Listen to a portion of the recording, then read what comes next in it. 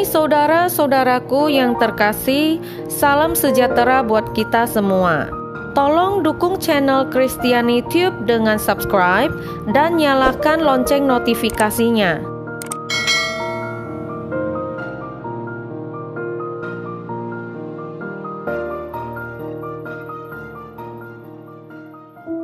Tuhan berfirman kepada Musa dan Harun, "Inilah ketetapan hukum yang diperintahkan Tuhan dengan berfirman. Katakanlah kepada orang Israel, supaya mereka membawa kepadamu seekor lembu betina merah yang tidak bercela, yang tidak ada cacatnya dan yang belum pernah kena kuk. Dan orang yang mengumpulkan abu lembu itu haruslah mencuci pakaiannya, dan ia najis sampai matahari terbenam. Itulah suatu ketetapan untuk selama-lamanya bagi orang Israel dan bagi orang asing yang tinggal di tengah-tengahmu." Pada Bilangan 19 ayat 1-2 dan 10. Warga Israel dibuat heboh oleh lahirnya sapi betina merah atau red heifer. Pasalnya, momen itu dinyatakan sebagai kelahiran anak sapi merah pertama kali dalam 2000 tahun terakhir, dan dikaitkan dengan hari kiamat dan kedatangan Mesias yang kedua kali. Kisah kelahiran dan pengorbanan sapi merah juga akan menjadi tanda pembangunan bait suci ketiga di Yerusalem. Kalangan Yahudi Ortodoks percaya pembangunan kembali bait suci ketiga akan terjadi sebelum kedatangan Mesias. Kelahiran sapi merah itu diumumkan oleh The Temple Institute. Menurut pemeriksaan ekstensif yang dilakukan oleh para rabi Yahudi, warna kulit sapi itu diklaim benar-benar merah sempurna tanpa noda maupun cacat. Kendati demikian, tidak disebutkan secara rinci tanggal dan lokasi anak sapi merah itu lahir.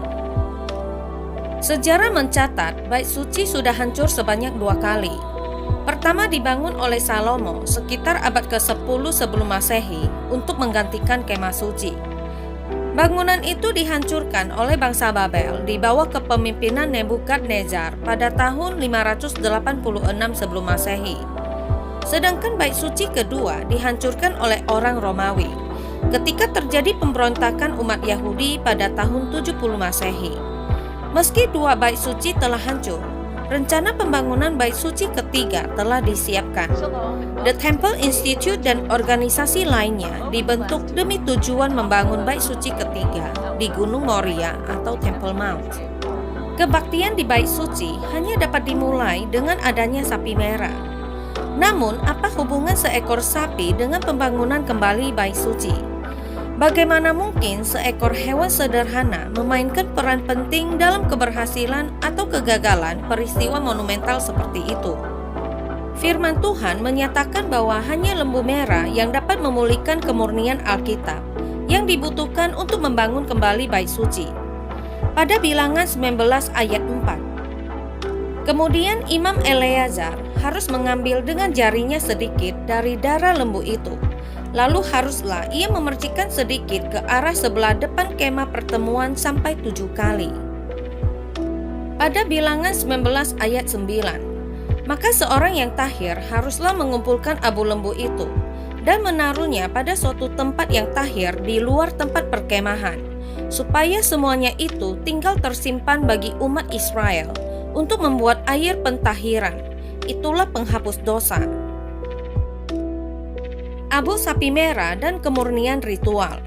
Menurut The Temple Institute, air pembersihan ini diperlukan untuk memurnikan secara ritual area bukit bait suci, bejana suci dan seluruh imamat Lewi yang semuanya sedang dipersiapkan untuk pelayanan. Air pengudusan juga dipercikkan ke semua orang yang tidak murni, dan banyak yang pertama kali dimurnikan dalam proses ini sebelum memasuki pelataran bait suci. Pada Imamat 15 ayat 31, "Begitulah kamu harus menghindarkan orang Israel dari kenajisannya, supaya mereka jangan mati di dalam kenajisannya bila mereka menajiskan kemah suciku yang ada di tengah-tengah mereka itu." Meskipun beberapa orang Yahudi dan Kristen berpikir bahwa lembu merah adalah sesuatu dari masa lalu, tidak pernah terlihat lagi. Yehezkiel yang bernubuat tentang bait suci ketiga yang dibangun kembali juga menyebutkan air pemurnian ini dalam hubungannya dengan pengumpulan kembali Israel, menghubungkan lembu merah pada akhir zaman dan era mesianik yang akan datang. Pada Yehezkiel 36 ayat 24-26, Aku akan menjemput kamu dari antara bangsa-bangsa dan mengumpulkan kamu dari semua negeri dan akan membawa kamu kembali ke tanahmu. Aku akan mencurahkan kepadamu air jernih yang akan mentahhirkan kamu dari segala kenajisanmu, dan dari semua berhala-berhalamu aku akan mentahhirkan kamu.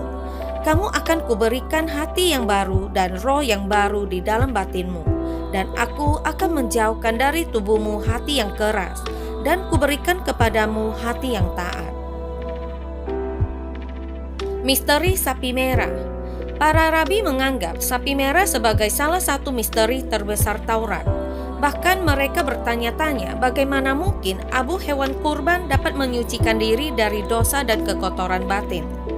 Selain itu, dalam paradoks yang nyata, abu yang sama yang dimurnikan ini juga membuat siapapun yang terlibat dalam persiapan sapi merah, mulai dari orang yang mengumpulkan abu hingga orang yang memercikkan air, najis hingga malam.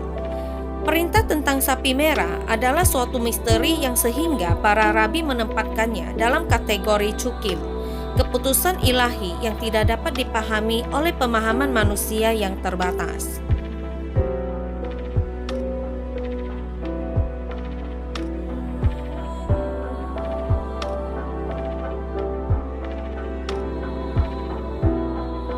Beberapa orang bijak Yahudi percaya tata cara sapi merah dikaitkan dengan dosa anak lembu emas. Sapi merah diyakini berfungsi dalam beberapa cara sebagai penebusan atas konsekuensi mengerikan dari orang Israel yang menyembah anak lembu emas ketika mereka dibawa keluar dari Mesir. Namun, pada akhirnya memahami alasan di balik lembu merah dan mekanisme proses pemurnian ini berada di luar kemampuan intelektual kita. Namun demikian, ada orang-orang Yahudi Ortodoks yang rela merendahkan diri dan taat menjalankannya karena cinta dan takut akan Tuhan.